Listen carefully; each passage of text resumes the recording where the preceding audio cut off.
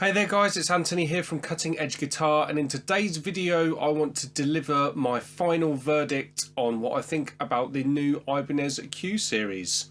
Let's get right into it.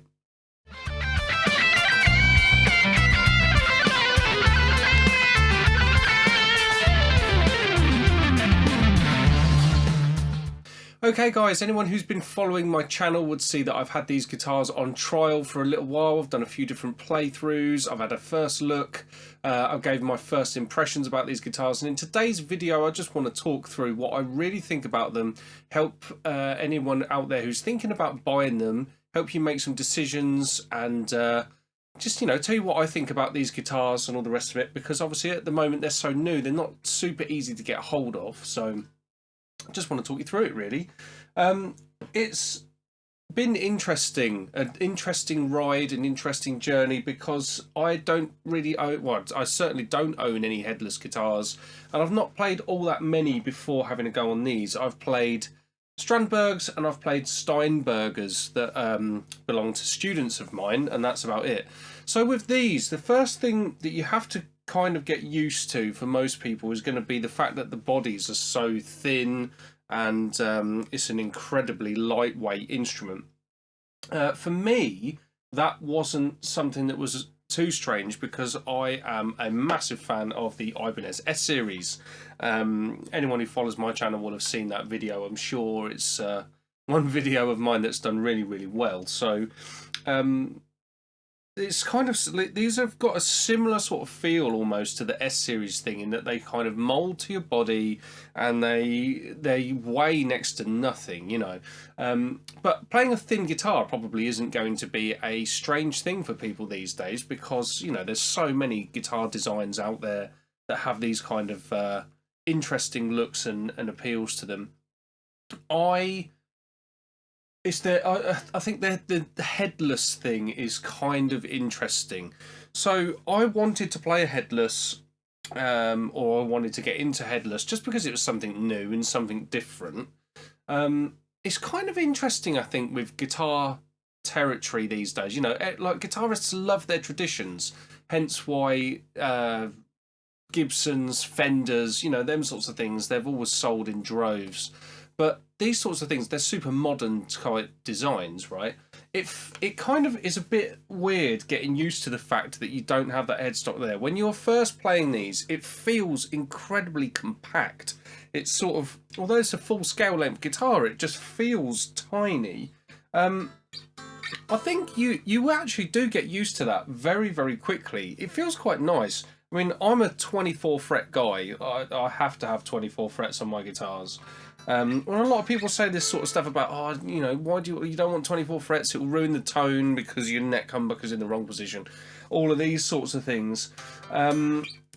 Yes, there perhaps is some truth to that. You know, there's some big names who like to have a single coil in there so that you get closer. You know, that's a different video for a different story. The reason why I like the 24 fret thing for me is just because I grew up playing this sort of brand, the Ibanez thing, and it just feels right to me. If I play a guitar that's got 22 frets or less, it just feels a bit wrong, and for me, playability is something that's really important in my guitars for how I like to feel and play. So I was quite at home on the 24 fret thing with these, but it does feel strange to start with. You do get used to it quite quickly, and you start to like it, I think.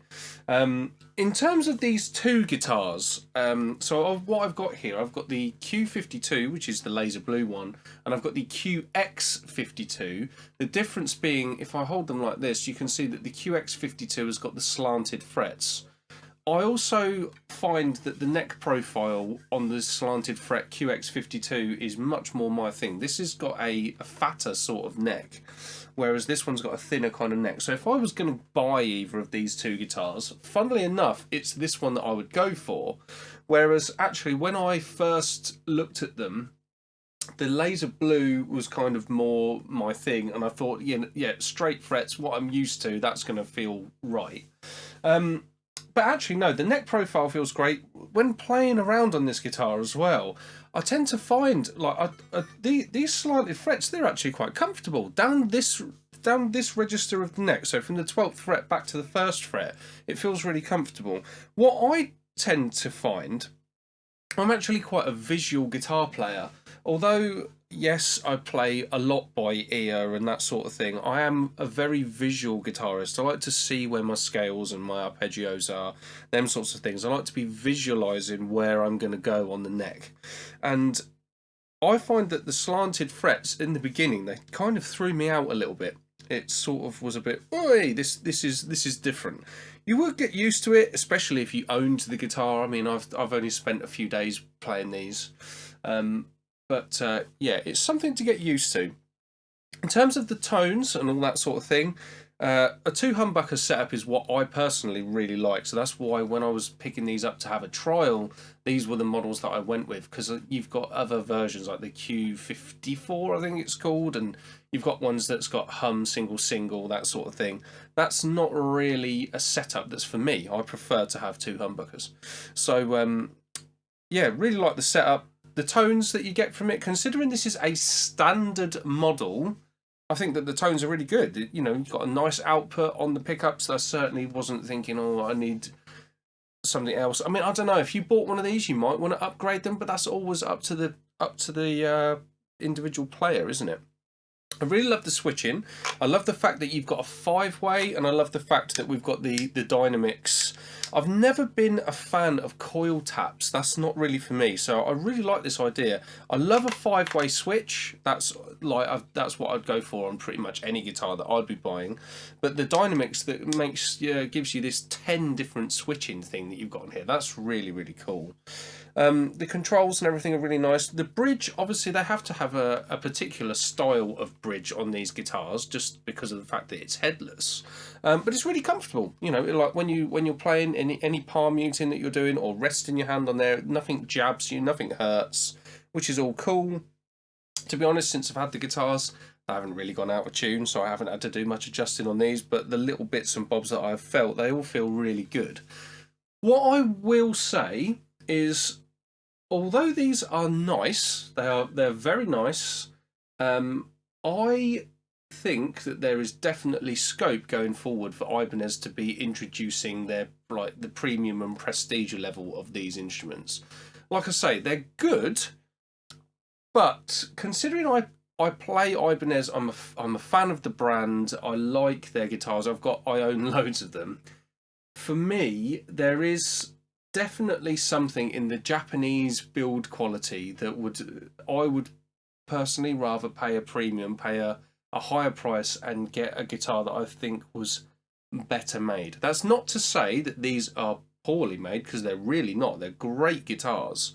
But for me, there's something just in the feel of them. I can't put my finger on it, because obviously I can't. There's nothing to compare it to at the moment, because there isn't a super high-end version of these. I just think that when Ibanez do one, it's going to be really, really good. And to be quite honest, I might be considering putting my name down for one. I really, really like these guitars. They're really, really cool.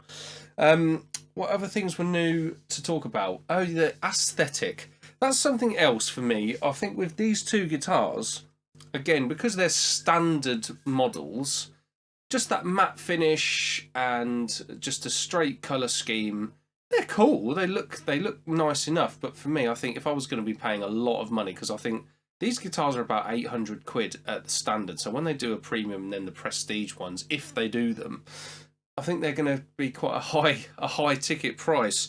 So I'd like to see something a little bit more interesting on the aesthetic. But again, that's personal choice, isn't it? That's just one of those. What I do like in terms of the aesthetic, I love the necks, like the fretboards. I get the whole roasted maple thing. I prefer the look of like normal maple, to be quite honest. If you think about the bird's eye finish that's on their RG652, if they had a neck that looked like this sort of thing with these gold frets, I think that would be really, really cool. Again, that's just personal choice, isn't it? You know, if you're able to spec up a guitar, you can have whatever you want. Obviously, unless you've got sort of £6,000, I don't think you're ever going to be specking up an Ibanez, but there we go. So, the gold frets, Evo Gold, well, they feel lovely. You know, like this guitar, just, it plays really nice, and they look really cool. So my final verdict then is: would I buy one? Not one of these, but if a higher end version comes out, that is what I would be going for, 100%. So, without labouring the point too much, let's also have a look and a listen at me playing through both of these guitars, so that not only can we see my verdict, we can hear your verdict, we can see which one you think is best. Drop me a line in the comments and let me know after you've seen me play through them. Here we go.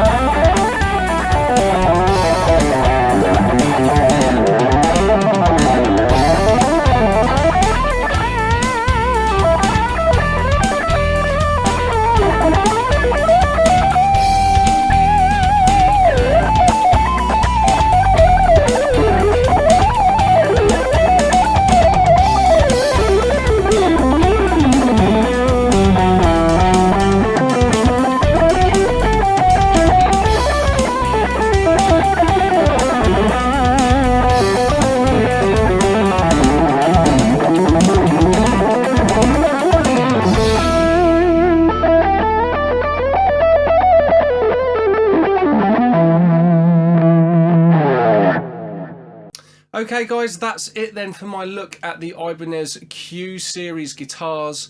I've really enjoyed playing them. I'm really grateful to the guys at Ibanez UK for letting me play them. Please do subscribe to the channel, and if you've enjoyed this video, give it a like. That will help me out massively.